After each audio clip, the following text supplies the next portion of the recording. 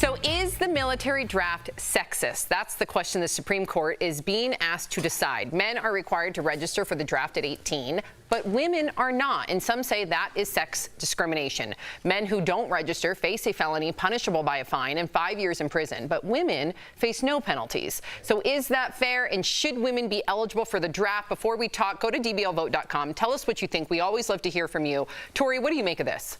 Surprisingly, I think that women should definitely be made to register to be in the draft, which we haven't had in many, many years.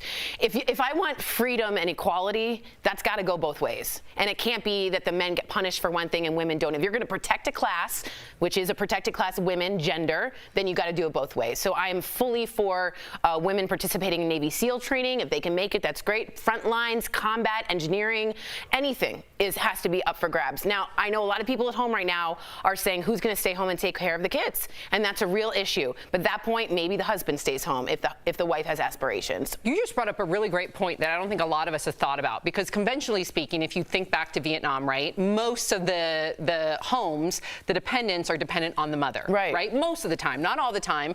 Now, things have changed over the years, but for the most part, it's still not 50-50.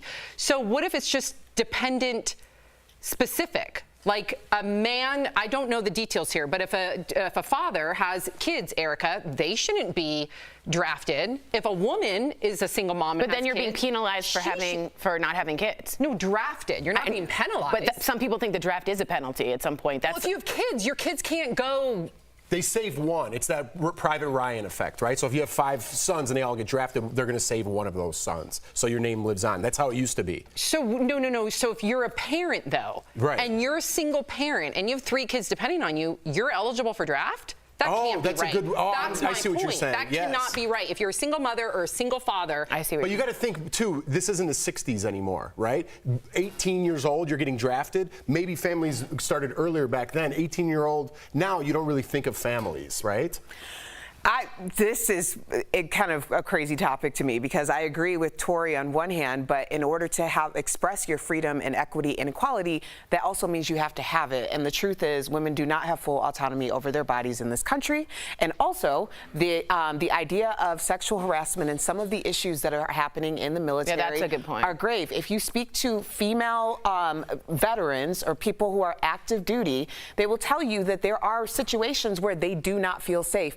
Until that is resolved for the women who are volunteering and enlisting, then we can't even really have this conversation, can we? Because it's not equitable at the first place. That is fair. A great conversation and a great point. 66% of you say yes, women should be eligible for the draft. Interesting. So coming up on DBL, Shannon Doherty is getting real.